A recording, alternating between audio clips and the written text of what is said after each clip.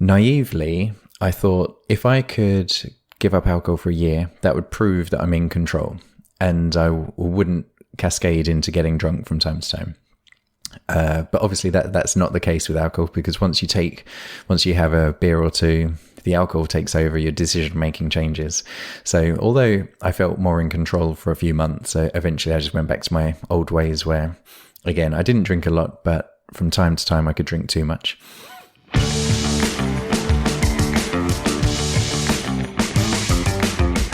You are listening to Personal Development Mastery Podcast, where you will find inspirational conversations and actionable takeaways to master yourself and improve your life.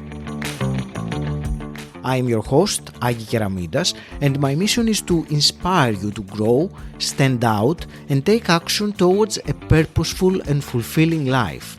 I interview successful entrepreneurs, authors, thought leaders, spiritual teachers, people who share their journey, aha moments, milestones, and failures for you to be inspired to grow. In each episode, Monday and Thursday, you will find actionable takeaways that you can implement right now, even if you only have limited time.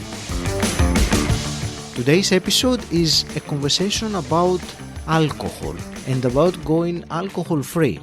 So if you are sober curious, it's a conversation for you. Let's dive right in. Today I'm delighted to speak with 𝘁𝗶𝗆. And Chris, I will start this conversation by sharing something I've done over my podcasting journey. Over 150, close to 200 interviews now, and about 10 or a dozen people out of them I have interviewed twice. You are the first person that I'm going to interview for a third time in the podcast. So it is a first. So welcome, Chris, to the show. Thank you very much, Aggie. And that is an honor. That is a real honor. I guess maybe it's I was an early adopter to your podcast, so that's given me the time to get on here 3 times, maybe. It is the time, and it is what you say, Chris. And it was the first time. It was on my first podcast.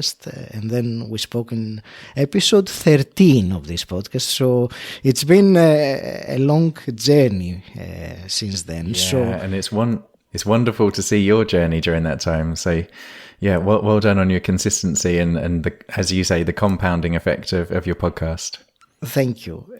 Chris, I'm not going to give a formal introduction of you. I will ask you in a moment to maybe give us a brief, 1 minute introduction of who you are. Before I say that, I was thinking of how I could introduce you, but then I left the introduction. I will just share some words or keywords, if you want, that come to my mind when I think of you.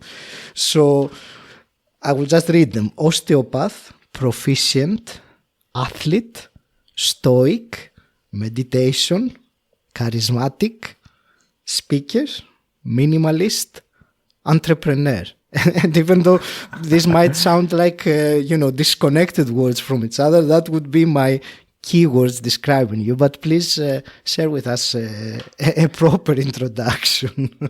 Well, I like that. I like that collection of words, and it's very kind of you to think of me alongside those words, actually. So I'll start with the osteopath bit. That's my profession. I run a clinic, but I think one of the reasons you and I have spoken 3 times now is that I'm very interested in life philosophy. And the reason for that is I'm very fascinated by the facts that we don't tend to do the things that we know are good for us. There's this resistance holding us back, and often the resistance wins. So if only we all did the things we know to be good for us, life would be easy, but we don't. And so I think this is important as an osteopath, because when I'm trying to help my patients, they actually know what to do in terms of how to eat, how to stretch, how to move, how to exercise. But there's something holding them back that's stopping them from doing it regularly and consistently. So over time during my career, I've become more and more interested in philosophy to help spark people, and is not inspire, but just help people to do the right things, and in my own life as well, because I noticed this resistance in my own life. So that's become a particular interest of mine, and I see that as my job as an osteopath. So even though my job is hands-on and we help people with hands-on treatment, it's the conversation that I think helps them more, so that then they can go off and do the right things, and that's what really helps them in the long run. Thank you. And that philosophy, that personal development of this journey and understanding ourselves is, as you said, one of the reasons we've had these successful conversations.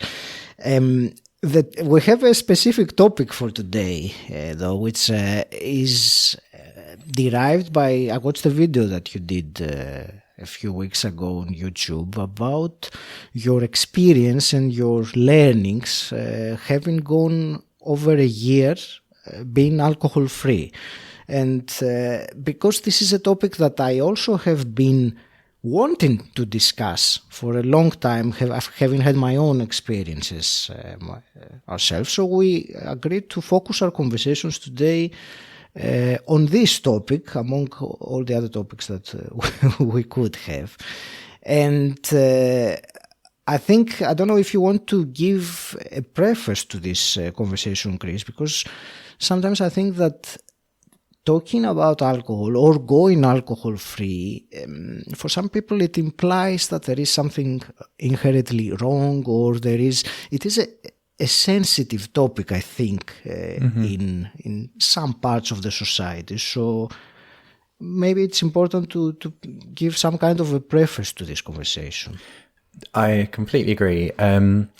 So there is a very strong cultural link to alcohol, and so I always make it really clear that this is something I'm not trying to press on anyone. So I've come to notice, and this is how I framed it in my YouTube video, that there are two types of people in the world. There are people like my wife, where she actually just doesn't like the feeling of getting drunk. She doesn't like the feeling of being tipsy or being out of control. She likes the flavor of alcohol, but because she doesn't really like getting drunk, she'll have a glass of wine from time to time, and she'll stop after that glass of wine, and she's enjoyed the flavor, but then she can stop. Then there's another type of person, and for whatever reason, I think I'm coming to learn that there are genetic factors here, but for whatever reason, your body, when you start drinking, and this is the category I fall into, you can easily cascade into drinking too much. Now, for me personally, most of the time I wouldn't drink too much. I'm not in the environment where I can do that. But from time to time, I drank too much. And what I started to notice is that although I enjoyed drinking, I enjoyed the flavor, so we could call that an upside, the downsides of alcohol started to outweigh the upside. So I call this the net effect. So for many people, the net effect of alcohol is positive. And for those people, we're not trying to convince you not to drink. But for some people, the net effect of alcohol is actually a negative one. And you might be wondering what it's like to live a life without alcohol. And so there's a phrase for this group of people, and that's sober curious. And I only discovered this phrase on the internet as I've been researching my own journey. So this is a podcast for sober curious people, where you drink alcohol, sometimes it's good, sometimes it's bad, and certainly the downsides are starting to outweigh the upsides. So this is who we're addressing this conversation to, and we're not trying to convince anyone else to give up alcohol. We're just trying to give tips to those people who might be sober curious. I like that term you said, sober curious, and it made me... I remembered myself years ago when I first became this sober curious, that word. It was when, what triggered in me, Chris, was at some point I went online and took an online test to see what was my relationship with alcohol. That fact alone triggered in me that, wait a minute, if I am researching that about myself, there must be a reason. There is some concern. Maybe it's not a conscious concern or something that I want to necessarily vocalize, But I did have some concerns in order to take that online quiz of what's my relationship with alcohol. So that's what came to mind. That was many years ago when I started my own journey of personal development. I was just going to say, I make goal setting notes and write in journals, and I can find my first kind of a sentence that was circled in my journal back in 2014 saying, should I give up alcohol? And it was part of living a better life and trying to put it into the context of what I was trying to achieve in building a business and having a family. And I've had that question back in 2014, and then it was only 2021, 7 years later, that I actually decided to give up for good. So I was sober curious for a long time, and I just didn't know how to take the leap. Yeah, for me the first leap was one dry January when I did, which was 2018, the first time I did that, and then I enjoyed it, even though with the challenges it brought. And then I did more 1 month, and then I did a 3 month, and then, it's been a journey with periods of complete abstinence. The latest one, which actually we're going to talk about yours, because you have done over a year, as I did the previous year. So what I'm trying to say is that both of us, we've had periods that we have deliberately chosen to not drink for our own reasons and purposes. So I would like to discuss this with you, because you started, if I'm not mistaken, with the intention of doing the 2021 as an alcohol-free or something like this, and then you carried on past the year has ended. So that's Can I begin with the why, the motivation behind starting a 1 year journey? So a slight clarification there. So I have done a 1 year challenge in the past, and that was probably 2017 as well, actually. Same as when you started your dry January. So when I did the 2017 1 year, my intention then was to do 1 year. Naively, I thought if I could give up alcohol for a year, that would prove that I'm in control, and I wouldn't cascade into getting drunk from time to time. But obviously that's not the case with alcohol, because once you have a beer or two, the alcohol takes over, your decision-making changes. So although I felt more in control for a few months, eventually I just went back to my old ways where, again, I didn't drink a lot, but from time to time I could drink too much. So that was back in 2017, and then I bumbled along my usual way for a few years. When I gave up last year in 2021, quite quickly, my intention was to give up forever. The story is, it was in April 2021. I went to a friend's house and I took 4 beers, and I told my wife, I'll be home by 9 p.m. We're going out with the kids tomorrow. I need to go for a run tomorrow. I'm going to drink these 4 beers and I'll be home by 9. I drank the 4 beers. We were having a great time. He topped me up with some wine, and then before I know it, I drank loads of wine. I got in at 1 or 2 a.m., absolutely hammered, and I woke up the next day. And so I woke up the next day, obviously with an angry wife. But what was different that time was this voice in my head. I had the worst hangover, and a voice in my head said, I never want this to happen again. It was just such a clear moment for me that I never wanted to have a hangover like that again. I never wanted to write a day off again where I'd planned to go out with my kids. I'd planned to go for a run. I never wanted that to happen again. And the other observation in that moment was I was never in control. As soon as I had 1 beer, the beer was in control. The wine was in control. My conscious self, my sober self, genuinely wanted to be home by 9 p.m. and have a nice day with my family the next day. But as soon as I started drinking, the alcohol was in control. So in that moment where I woke up hungover and this voice said, this can never happen again, I realized for me, there's only one way that can happen. and that's to never drink again. Because if I said I'm only going to have 1 or 2 beers and I'll never drink lots again, unfortunately that's not true, because my genetic system, or whatever it is, metabolic system, just likes to drink too much. I enjoy that process. So I just have to cut it out completely. Hi, it's Aggie here, interrupting you with something you may find useful. One of the most frustrating feelings is when you're trying to focus, but you can't get your brain to concentrate on the important work in front of you. This happens to me all the time, and if it happens to you too, you are not alone.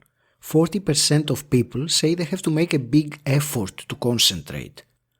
But if you're having trouble getting focused, I have a solution for you. I'm so excited to be partnering with Brain FM. Brain FM is a great app, and I use it to block out my mental chatter and zone in on my number one priority of the day.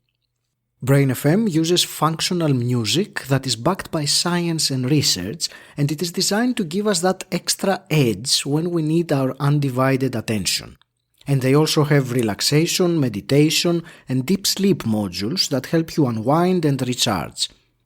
So if you want to be able to place your full attention exclusively in the activity you choose, whether that's meaningful work or relaxing or getting high quality sleep, right now as my podcast listener, you get 20% off Brain FM subscription at brain.fm/Aggie. That's an amazing deal for such a useful app. Thousands of people have given 5-star reviews to Brain FM. Find out why? brain.fm/Aggie. There were many things now that came to my mind when you were saying that.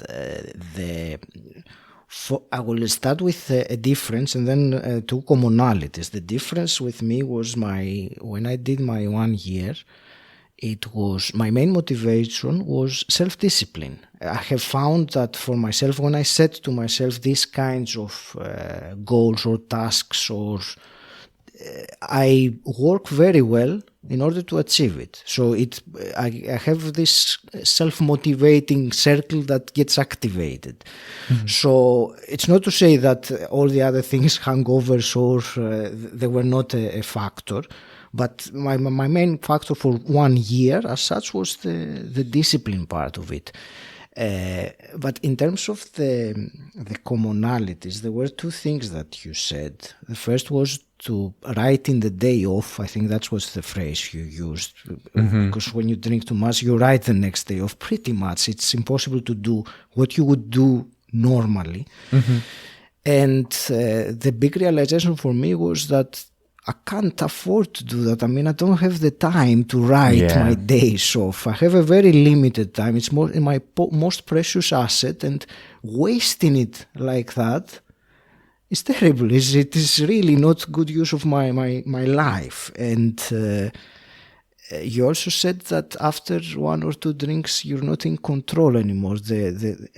And I can relate to that. I suppose people who are listening to this conversation also can relate that that initial maybe enjoyment of having 1 to 2 drinks and that, tipsiness, that merriness, that nice feeling that we feel, we tend to like to prolong it by drinking more. Unfortunately, it doesn't get prolonged then. It goes into a deeper, more different state. So, also not being in control, and that's what my point was before I took the detour, not being in control of my actions, my behavior, was something that was hurting my confidence. I couldn't really enjoy being with myself, knowing that, I have this weakness, I will call it like that I'm not in control. I just give control voluntarily to something. It's a substance or a habit, if you don't want to look at the substance, a habit. So that was also for me a big motivating factor. So one of the ways one of the things that helped me decide to give up forever and helped me do it with a different mindset to what I'd done before was a book called The Easy Way to Control Alcohol by Alan Carr. And I heard about this book from I've read Oh, you've read it? Okay. I heard Yes. about it from a comedian who was interviewed by Joe Rogan. So the comedian is called 𝗾𝗂cie𝗁𝗍𝗲. And she's a comedian who drank 7 days a week, and she was convinced that her job relied on her drinking every day. Her whole social network drank every day. She was drinking on stage. It was just part of her job, she assumed. Then she read this book and she gave up overnight. So I heard her story, and I instantly bought the book. In the introduction to the book, one of the most helpful things for me was that he takes the pressure off you and makes you realize it's not your fault. So you just said that you felt like this thing is a weakness, when what 𝗁𝗂 does is he makes you realize it's not a weakness, it's not your fault. And that was one of the most helpful things for me out the whole book, because so often if I drank too much or I was hungover, the voice in my head would say, "You idiot, it's all your fault." And actually what 𝗁𝗂 does is he makes you realize it's not your fault, it's the alcohol's fault. And he calls the alcohol the little monster. So once the little monster gets in you, the little monster takes over, and it's the little monster's fault. He goes deeper into how we let the little monster infiltrate our society, and how from a very young age we're conditioned. So if I say to you, imagine you're watching a really cool movie, it's a very cinematic film, and someone's had a stressful day and they walk into their apartment. What's the first thing they do? And typically a scene to portray stress would be to go and grab a glass of whiskey. Or if you're watching the same movie but they're celebrating, and what's the first thing you see? You see a clinking of glasses. And so all of these like little social prompts are given to us from a young age in lots of the media we absorb. And so it's what 𝗁𝗂 did is he made you realize it's not your fault. So that took a huge burden off me, and that was just in the introduction to the book. And I realized, oh yeah, it's not my fault, and that's also why I'm not in control. It's the little monster that takes over. It's the drug, it's the poison, whatever you want to call it, that is in control. And then for me as an individual, that's just more reason why I need to take it out completely. That book, first of all, I would recommend anyone listening to this conversation to read. It's a very small book, and you can read it in one sitting. What I remember very clearly from that book, it was that pitcher plant analogy, which I don't know if you remember it, with the bees that were attracted by the nectar of the plant, and but the plant is the one that it catches the insects. So it was a very fitting metaphor that he was using, that made me understand a lot of things. So a fantastic book. Yes, it's The Easy Way to Stop Alcohol. I think that's how it's called, isn't it? The Easy Way to Control Alcohol. To control, okay, maybe it's a 𝗁𝗂 variation. Also, he also has the book The Easy Way to Stop Smoking, but this one uses the word control. The other thing that I picked up on from what you said earlier about when you gave up alcohol for a year, and you said you wanted to do it as a form of self-discipline, that is obviously a good thing to do. There's no denying that. But when it comes to alcohol, 𝗁𝗂 would call that the willpower method. So but what you did and what I did the first time I gave up alcohol for a year was that I set myself a challenge, and then the challenge became, do I have the willpower to give up for a year? And I did. And I had the willpower, but because I was using willpower to give up alcohol, the alcohol was actually still in control. I was having to talk to myself when I wanted alcohol to not have alcohol. So that proved that I had willpower and self-discipline, but the alcohol was actually still in control. Even though I wasn't drinking it, it was still in control, because there was still this assumption that I was going to go back to it, which shows that really it was still in control. What the book, The Easy Way to Control Alcohol, does is it helps you reframe every reason you think you want alcohol, and then it lifts the illusion. It makes you realize that the reason you think you want it is actually an illusion. And if you can just look at it from a slightly different angle, you realize, oh, it's not the alcohol I want. There might be something else in this moment I want that would improve my life, but alcohol isn't part of that. I can separate the alcohol from the real thing that I want. So now I would say I just don't want alcohol. There's no willpower necessary. So there's no self-discipline because I just don't want it. The example I use is if someone came up to you and said, "Can I kick you in the shin?" You'd probably say, "No, I don't want you to kick me in the shin."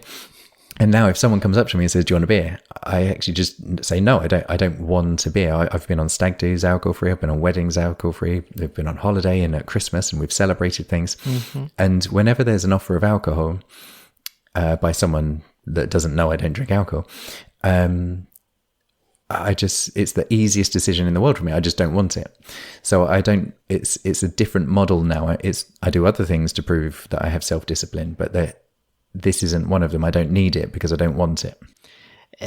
Yes, I absolutely agree with you. And for me, don't get me wrong, the self-discipline was the initial motivator. After a while, I didn't even need the willpower or the self-discipline, because the new behavior and the new habit that I had established and the obvious benefits that I was getting didn't really need me to exercise willpower anymore. Whenever I would have another opportunity or challenge, if you want, something that I would normally have a drink, I didn't even need to use willpower by that time, because I had so much gotten used not to having it and knowing very well how well I felt and the benefits, which it's something actually I wanted to discuss with you, because I believe it's very important to look at the plus, the benefits, the clear benefits of not drinking for a period of time, whether that's 1 month, 1 year, or indefinitely. That's another topic. Before we talk about the benefits a little bit, there was something you said, that this time you have zero intention of coming back to drinking. I think you said forever. You used the word forever. So what exactly is different than this time? Because you've done 1 year before and then you drank. So this time, how can you say with certainty it's forever? So certainty is a strong word. I can't say 100%. But certainly that is my intention. So for the rest of my life, I don't intend to go back to alcohol. The two differences are, as we were saying, now I just don't want it. The book helped me reframe my relationship with alcohol so that actually I just don't want it now, and I can't see myself going back on that. The example I use is, it's like a magician showing you how the trick is done. Once you know how the trick is done, you can never unknow. So for the rest of your life, once you see the magic trick, it's actually not magic anymore. You just know how the trick is done. So for me, I know how the alcohol trick is done. I can't unknow that. So I don't think I'll ever go back to it. The other important distinction this time, though, is when I gave up for a year in 2017, I thought that was going to help give me better control over it, and it didn't. It clearly didn't. So having had a longer gap this time won't be any different when I go back to it. So I've just come to the conclusion that I can't bring it back into my life. As you say, the benefits far outweigh my life. A simple way to say it is my life is just better without it. I'm the sort of person that isn't in control when I have it. So that's what led me to think it's a forever thing, as far as as close to certain as I can be. I was in that YouTube video that I was watching that you made. You had this very good example. You had a little drawing, which we can't show here now because it's a podcast, but you had a drawing about how much fun or not fun someone perceives that they have on either side of the either drinking or not drinking. And I liked very much you said that the perceived fun is maybe that when you have that 1 drink or 2 drinks and you perceive that you have more fun, but then the next day and it's very difficult to describe it now without someone having seen the Well, the way I explain it without the drawing is I chat to lots of people. When I tell some of my friends, or obviously this is happening less and less now because my friends know, but certainly at the beginning, when I told some of my friends who just really enjoy drinking, and by the way, I would put myself into that category. I was someone that did enjoy drinking. When I tell them that I'm now alcohol-free, they kind of say, oh, but is it less fun? Are you having any fun? Because there's the assumption that drinking is all the fun and not drinking is no fun. So actually, the way I think about it, this is what I put in my drawing, but we could just put numbers on it, that they're assuming that drinking alcohol is 100% fun and not drinking is 0% fun. When actually I still have 90% of the fun. And maybe you could argue that for when you're drinking 1 or 2 or 3 drinks and you're in that light merriness, you might be having a little bit more fun. If you were to do a little questionnaire study during the first couple of drinks, people might be having slightly more fun for 1 or 2 drinks. But like I say, being sober is still fun. I'm still enjoying a conversation with my friends. I'm still laughing. And actually, when other people are a bit tipsy, that conversation is funny. So even though I'm sober, I'm still enjoying their tipsy conversation. I still feel a part of it.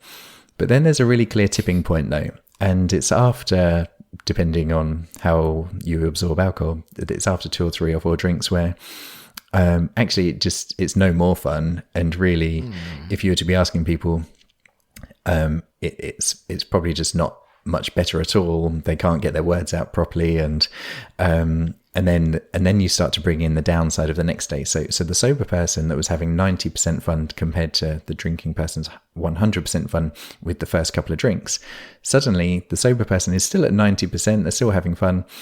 The person who's drinking more is starting to have less fun, and then the next day they are hungover, so they have very little fun, and they're starting to suffer because of the hangover. Whereas the person who is sober wakes up the next day, they're lucid, they're clear, they have no hangover, they can go exercising, they can be with their family, so they're having just as much fun the next day. So it's a more consistent fun and happiness. That's what I found. It's the consistency of happiness. And although I might be missing out on a little bit of top end fun occasionally, which actually isn't very often at all, I'm much more content with that consistency of happiness rather than the peaks and troughs when I was drinking. I like that very much, the consistency of happiness, the way that you put it. And we've already spoke about some benefits that come out of not having alcohol. There is one in particular we haven't mentioned, and I would like a comment from you, and it's health. I mean, how do you feel that your health, or I don't want to generalize, but let's say someone listening, that how would they expect their health to improve? Because for me, and I will only give a brief comment, it was my energy levels for sure, my weight or waistline if you want, and my sleep. The sleep quality was absolutely, there was no comparison. So these were just some things that come to my mind. Tell me also your thoughts about this. Yeah. So let me think where to start. It's so multifactored, and it's such a powerful improvement in health. One thing I'll start with before I go off on this topic, I keep using the phrase hangover or being hungover, which happens if you drink too much. But what I also want to note is that even in hindsight now, when I had 1 or 2 drinks, that was still affecting me the next day. So it's still cutting out the 1 drink or the 2 drinks that can still impact you. And now would be a good time to talk about it, because I sleep wearing the Oura Ring, which is a very accurate sleep tracker. And I can look back at my data from when I was drinking alcohol, and even 1 beer would disturb my sleep. The book Why We Sleep is a very good read that I think everyone should read, or at least try and listen to podcasts with Matthew Walker the author of Why We Sleep. And just having a slightly disturbed sleep can impact so many things in our life. If we have disturbed sleep, it makes us crave more carbohydrates, and we eat too much the next day. It can lead over time, it can lead to higher risk of heart disease and dementia. Being able to sleep properly gives us better mood, gives us better concentration, but it over time really, really impacts our long-term health as well. And that even one drink can disturb our sleep. So if we're doing that too regularly, over time, that can lead to quite severe health problems. You said the weight. What was interesting with me was it took about 2 months. So this is where I've had some patients who do the dry January and they don't really notice a huge amount of difference from weight. And I say, well, for me, it was 2 months later where suddenly this little belly I had under my belly button just melted away. I wasn't doing anything differently, but 2 months later, suddenly it just melted. I was like, oh, that was my little beer belly. It's just gone 2 months later. So if anyone is giving up alcohol for weight loss reasons, I would say try at least 90 days, because then you'll really see the benefits. But there have been some other interesting benefits that were at first a little bit abstract, but now I can really see come to fruition. So the thing about the day that I gave up alcohol, or the night before, I set the intention of going for a run on the Sunday. And then I accidentally got hammered, and so I didn't go for the run on the Sunday. Now, if I ever set the intention for going for a run, there is nothing that, well, certainly I can't get in the way of it myself. Sometimes life gets in the way, but that's very rare. It will never be me that's got in the way of going for a run. So when I set an intention for going for a run on a Sunday, I go for a run on a Sunday. So what's happened is, without realizing at first, I was actually just being more consistent with exercise. I was also being more consistent with my dietary choices, because, as I was saying earlier, if you sleep poorly, you crave more carbohydrates, and it disturbs your ability to feel full. So after even 1 or 2 drinks, the next day you can eat more carbs, you can make the bad choices, you can eat too much. Whereas now I'm consistently eating the right amount, making the right decisions with my diet. So over the last year, I've been exercising more, eating better and better. And now I've signed up to my first ultra marathon, and I'm about in a few weeks' time to go and do a mountain ultra race. And in hindsight, that has only happened because I gave up alcohol. And at first I didn't realize that I gave up alcohol. But what happened was I went for a run every Sunday, as well as during the week. And then I became better at running, and then I entered a few races, and then this little voice in my head said, how far could you go? And I started to look at ultra marathons, and now I'm doing a mountain ultra. But it's only because of the consistency of exercising when I say I'm going to exercise, and eating well. 𝘁·MacLeod, the author of Atomic Habits, he has this chapter in his book where he talks about one's identity, and how if you try and create an identity around a habit, it makes you more likely to stick to it. So rather than being someone who's goal driven and saying, I'm going to exercise 3 times a week so that I can lose 30 pounds, you create the identity of being someone who never misses a workout. That's 𝘁·MacLeod's example. So you tell yourself, I am someone who never misses a workout. That's your identity. Whereas when I was drinking, as much as I wanted that identity, it actually wasn't true, because I would miss workouts, and I only miss workouts when I'd had a beer the night before.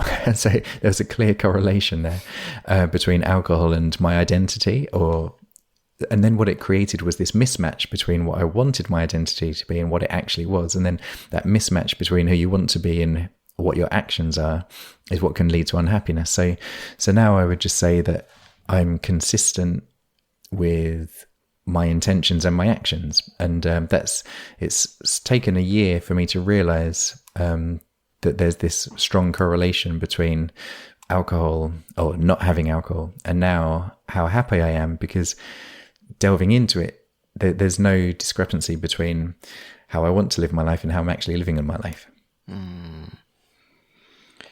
Thank you. That's a wonderful answer you gave me, Chris, and I will add to that. You said about the running, that I ran the London Marathon last year in October, and I also believe that what you said, that if I wasn't, at that time I was like 10 months into my alcohol-free challenge, and I truly believe that if I was drinking, even occasionally at that time, I wouldn't have been able to at least, do the race in such a way that I enjoyed it and without injuries or problems. I just went, it was my first ever marathon, and it went easier than I thought it would, but I had months and months of consistent and disciplined training behind it, hours and hours and miles, which you know very well, and I think if the listener runs, they know too. But it wouldn't have happened, the consistency, if I was drinking. The thing I'm really starting to enjoy is just this feeling that I'm trying my best. So I haven't done my ultra marathon yet. So you did really well in your marathon. You did the consistent work and you did your marathon and you did really well in it. I don't know how this marathon, my ultra, is going to go because it's in a few weeks' time. I think it's going to go well. I feel good. But even if it doesn't, I will look back on the last few months of training knowing that I've tried my best. Every single workout I wanted to do, I've done. So if I fail in the race for whatever reason, if something goes wrong in this race, I can still look back and say, well, I tried my best. So with my failure, if I fail, I hope I don't, but if I fail, my failure will feel less bad. If however, I'd been drinking and I'd missed workouts and then I was in the race and I failed, I would really be beating myself up. So for me, it's the being able to kind of look at your actions and analyze them to know, okay, yeah, I tried my best. Because then the outcome actually becomes less important. You want to succeed in whatever you're trying to do, and you succeeded in your marathon. But if you didn't, it wouldn't have been missing workouts that was the problem. You did all your workouts, and that's kind of where I'm at now. That's how I'm feeling about it. I want to succeed. I hope I do. But if I don't, it wasn't through lack of trying. I've tried my very hardest, and it's the not drinking that's helped me try my very hardest. Thank you. And you mentioned earlier, and I think it's important, I will mention that as well from my side. You mentioned the ring that you wear. I use a Whoop band, which is something similar. It gives me very precise measurements of my heart rate variability, resting heart rate, respiratory rate, all these things which they can be geeky, but at the end they are metrics that describe how my body is feeling and operating, and it's great to have a number. It really puts things into perspective. So I have noticed that, as you said about just one beer, if I drink, the next day those numbers are plummeted. They're crushed. I see reds where I usually see greens on my recovery. It is amazing how much it influences, or my resting heart rate can be 5 or 10 a minute more, which is, when I first saw that was scary. I mean, that was so it was very useful, and I'm sharing that for people that want to put a number or to measure something as well, and not have it subjective. With devices, with these smart devices, you can actually see for yourself what happens after you've drunk, or if you haven't drunk, and it's a matter of then drawing your conclusions out of it. Yeah, definitely. Chris, I don't know if you want to add anything to what we were saying. Otherwise, I would like to start concluding, or wrapping things up a little bit here. And what I want to ask you is, so for someone who is still listening and he is or she is sober curious, as you said, what's one piece of advice, something that they can do? What would you tell him or her that they've listened so far, they're intrigued? What next? What could they do? What would you tell them? I think the biggest piece of advice is to pay attention to your mind when you feel like you want to drink. So the way I think about it is we've got two brains. We've got the human higher mind, I'll call it. By the way, I'm stealing this from 𝘁𝗻𝗵𝗶, from the blog 𝘁𝗸𝗄𝗆. He writes really beautifully about the primal brain and the higher mind. And I encourage you to look at his blog. So I'm stealing his phraseology here. So we've got the human higher mind, and then we've got the primal brain. Now, the primal brain is, other people call it the lizard brain. It's our brain that has evolved over millennia, and it's very animalistic. So as animals, we only survived because we worked as groups in a tribe. So there's this very strong feeling of wanting to fit into a tribe associated with our primal brain. Now, our higher mind, the neocortex, is fairly unique to humans as far as we know. And it's very good at taking from the past to make a decision in the present, to plan for the future, to try and improve your life. So this is why humans think in long-term. We have long-term strategies. We set goals. We try and change our life over a long period of time. Other animals don't really do this as much. In our mind, going back to the book, Alan Carr's book, How to Control Alcohol, he uses the phrase the schizophrenic brain. So if you pay attention to your mind, there'll be two voices. One voice is the primal, tribal voice that wants you to fit into a tribe. And then there's the higher mind going, oh, but I don't really want to. I don't want to feel bad tomorrow. So it's planning for the future. You know that you might miss your workout. You know that you might not achieve your tasks in the week, blah, blah, blah. So you've got this schizophrenia, part of you wanting to drink and part of you not wanting to drink. And all I'd say is, as soon as you start noticing that there's this schizophrenia, typically the primal brain talks louder. But if you can use a bit of mindfulness technique just to observe these thoughts and conversations in your own head, then you can kind of just lean into the higher mind and notice that with the primal brain is going to use emotional tactics to try and get the primal brain to win. So again, this is where I've stolen this from 𝘁𝗻𝗵𝗶. He has a few drawings about how this works.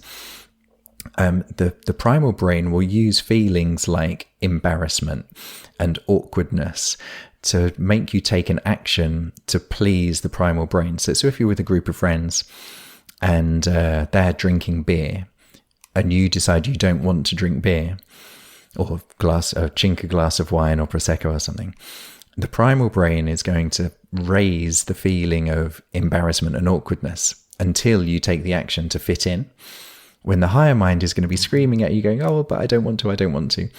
So not only do you have to notice the voices and the schizophrenic voices talking in your mind, you also have to notice the tactics of the primal brain, which are feelings of embarrassment and awkwardness.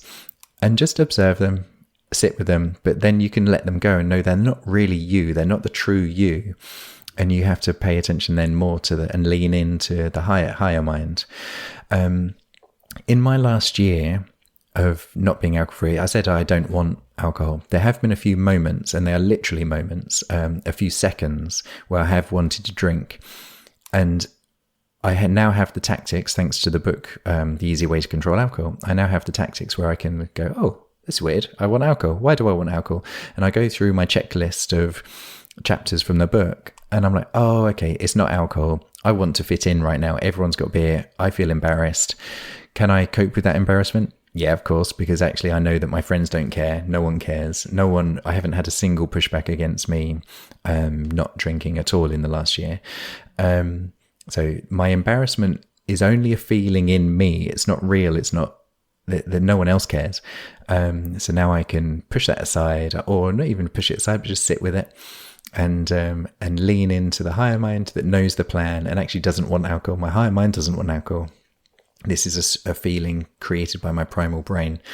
So I would say if someone has come to the conclusion that they want to give up alcohol, they've done a bit of reading, they've read the book maybe, but then they're in a situation where they think, oh, I do want alcohol now.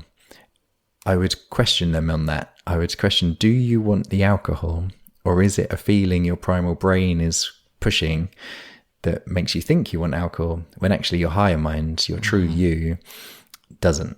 So that's probably the best piece of advice I can give.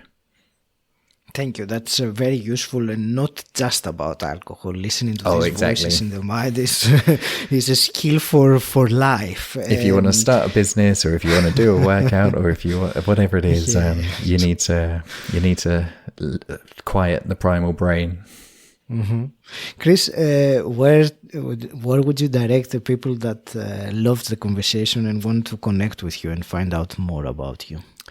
Well, the thing I'm putting energy into at the moment is my YouTube channel. So you can find my YouTube channel at 𝘁𝗸𝗆. Just type in 𝘁𝗸𝗆 and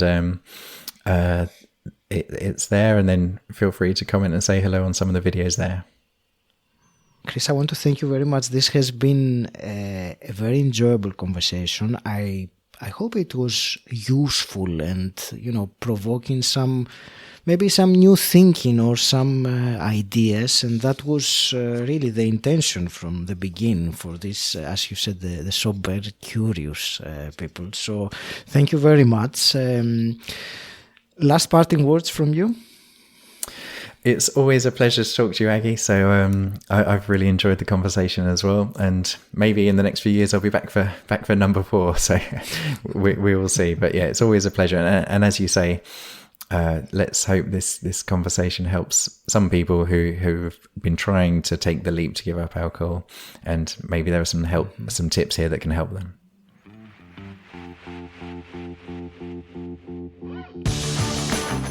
I hope you enjoyed listening and that you got a huge amount of value from today's episode. If you have, please share this episode with someone who you think will benefit from it. If you want to know more about what I do, visit my website 𝗁𝗁𝗶𝗆.com.